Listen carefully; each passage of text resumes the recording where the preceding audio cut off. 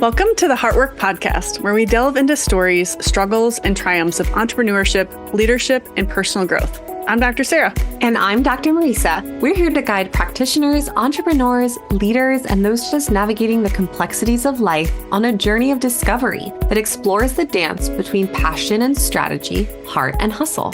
With candid conversations, insightful interviews, and plenty of laughs, get ready to uncover how leading with heart can transform your business and life. Let's dive in. Oh my God, we were cracking up yesterday. Can we do an episode on the funniest things our patients do? Oh my God, yes, we can. We're doing it right now. What happened yesterday, Sara? Okay, so we have this patient, and I love her to death. And this is so fun because this is like what you get when you take care of kiddos. So we have this patient that she is a younger little girl that is struggling with some like sensory stuff. And she's been with us now for about 2 months and is doing just tremendous and doing so good in our office. So we were sharing our favorites at the end of the day. And this little girl, like she likes to pretend that she's a dog, and the mom will just go with it because she's found that if she just goes along with it in the imaginary world, it allows for a lot more seamless flow versus just, okay, stop being a dog, stop doing these types of things, right? And so our newest doctor has been adjusting her a lot lately, and one of the things that she's been doing is she's been pretending that she's a dog. She will come into the room and she will like sniff up her leg as she's pretending that she's a dog. And then Doc or the girl? The girl will pretend that she's doing this to Dr. Allie.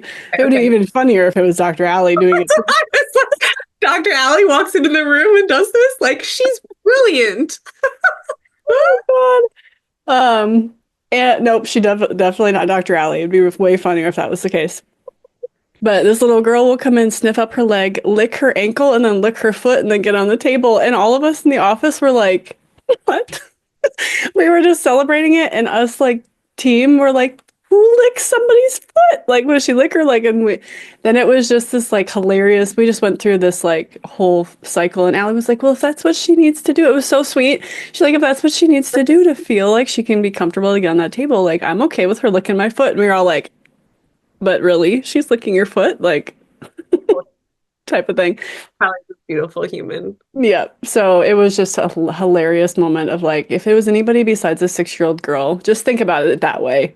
If it was anybody besides a 6-year-old girl coming up to a stranger and sniffing their leg and licking their ankle and then their foot, we'd have a problem. They'd probably get kicked in the face. Well, 100%.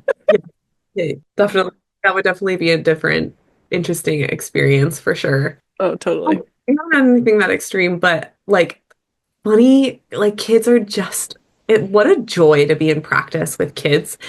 We have this one sweet family, and this little girl comes in, and so I got bangs first and like the full kind of frontal fringe. And then Taylor, my one team member, she got bangs, like kind of curtain bangs to the side. And so this little girl comes in, and she comes in, they've been with us for a while now. And she looks at me and she's like giving me this face. And she's like, what'd you do to your hair? Oh. And I said, oh my God, bangs. Like, they're so fun. They're different. Like, it's new. It'll be great. And she's like, I don't know about that. And I was like, what do you mean? And she's like, I think you should put your hair back the way it was. I don't like that. And I said, oh, well, it's a good thing that hair grows out. Like it's great. It's temporary. And I asked Taylor the other day, I was like, did she say anything to you about your bangs? And she's like, nope. And I said, okay, must have just been me. Lo and behold, next week, mom comes in and says, guess what my little girl said to me the other day? And I said, what? And she said, I want bangs like Dr. M. And I was like, right. That's amazing. Living proof that we are looked up to. That's amazing. Right? Like, what a cool thing. Like, she's just like, what is this? This is weird. And then it's like, actually, this is super cool. Like, I want to do that too.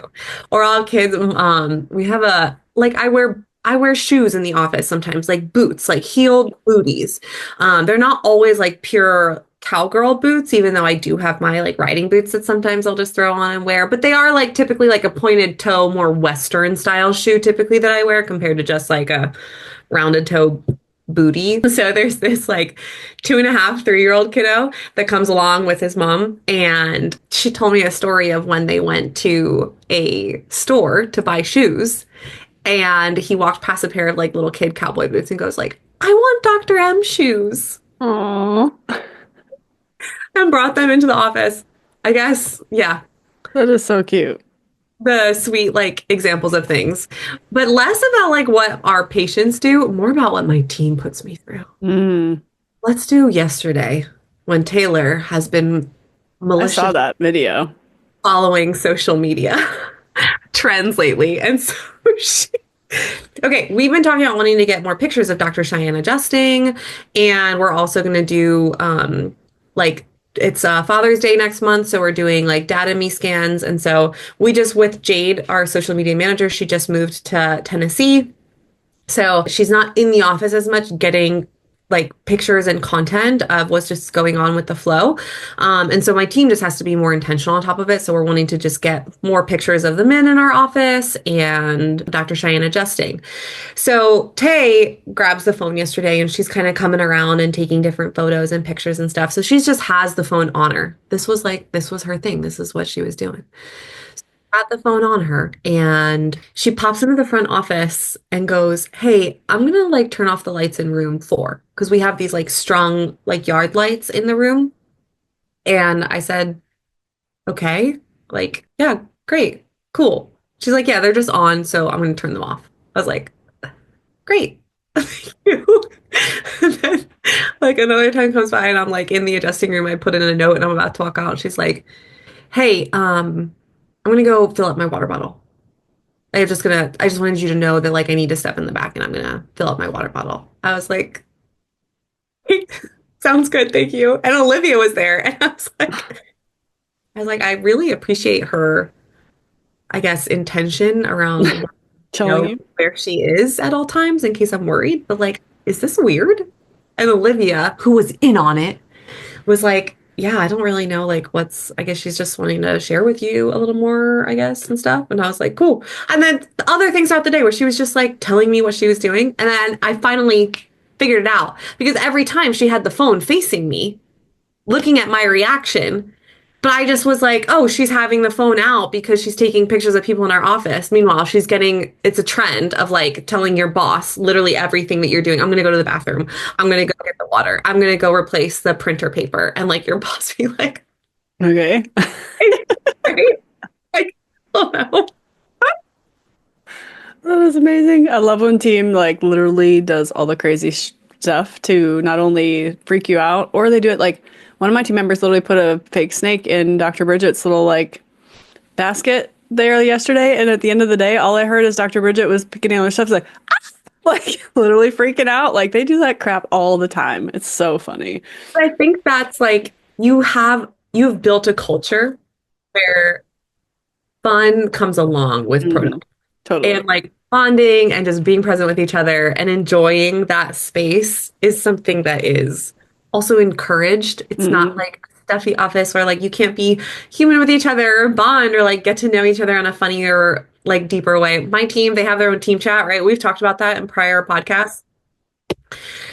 They send each other memes. I'm hearing them cracking up. I'm like, what is going on? And they've got like gifts that they're sending to each other about like the frustration because Sked isn't doing something it's supposed to be doing or like whatever. And you just have to laugh. Like y'all are bonded today. You just enjoyed the experience. Love it. Yeah. So I'm gonna bring it back to some funny patient stuff, and I'm gonna say something. Maybe you'll see some things if they pop back up. So I had this moment. This was early on in my career, so this was also a funny moment because it was just one of those you don't know what else to do, and you just keep rolling. So in my associateship that I was at I ended up we had 7 tables all laid out next to each other. So it was 7 open adjusting tables. And the way that we had operated it, basically people just lined up as first come, first serve. So if the table was empty, the next person jumped on that table, that type of thing. And there was this mom that we were taking care of and her little baby. She had just had a baby. And again, there's like 7 adjustment rooms like 7 adjustment tables next to each other. And I think I was literally less than a year into just adjusting. So this was just part of this. And I was adjusting the baby. Baby was super fussy, like not having it. And we were trying some of the other things with like mom holding her, that type of stuff. But she, at this moment, she was on her back on the table. And no joke, there are like all these men like on the tables next to us. So there's just this mom, this baby, and a bunch of like older, like in this like adult men on the table. And the mom's like, here, I'll solve the problem. She literally pulls out her boob and puts the nipple in the baby's mouth. And my hands are literally touching the mom's boob along with the baby. And I'm just like, this is the most awkward thing in the world, but it's not, because it's breastfeeding and it's amazing. But it just threw me for a loop, because I was like, I don't know what to do in this moment. And I just didn't even know what to do. I was So like, you're also coming right out of school where it's right. like telling you about all these stories of like malpractice and wanting to like Right. protect your space. And you're just like, what do I do? And I got all these men now looking at this lady's boob while I'm adjusting the baby. So crazy. It's like, what in the world is happening right now?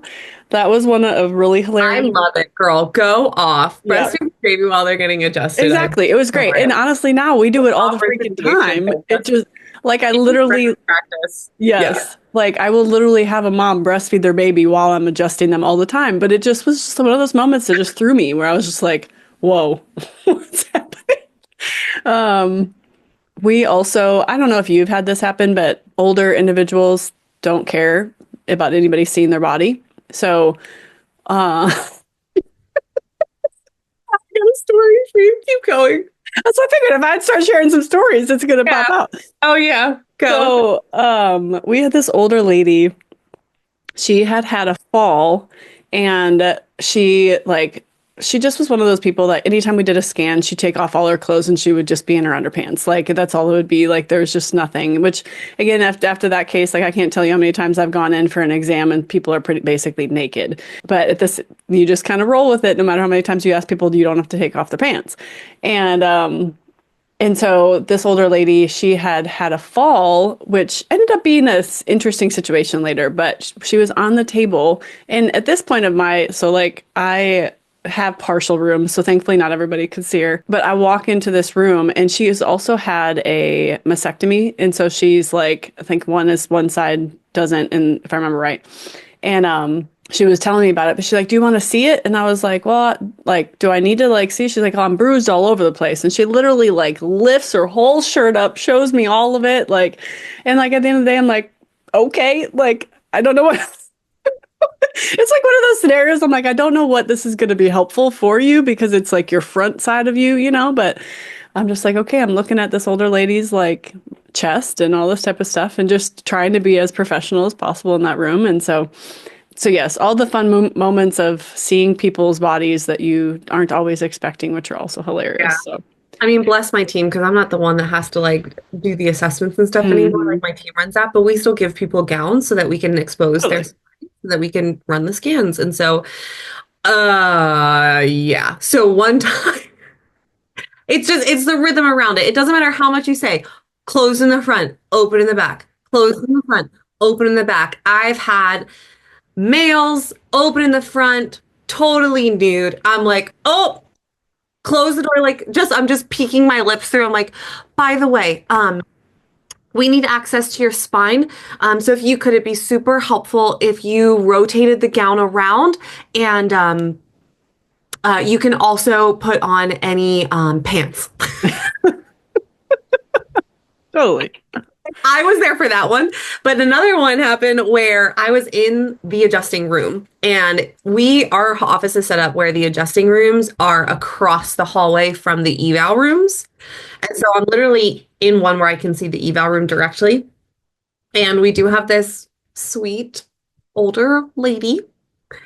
And it doesn't matter. She's been there for 2 years. It does not matter. We say, crack the door open when you're ready. Yeah. It will be an full open door. Walk into the hallway and yell down the hall, I'm ready. And you're like, cool. So I'm in the adjusting room and adjusting and working with patients. There's a full lobby and the adjusting rooms are full. So I'm moving, right?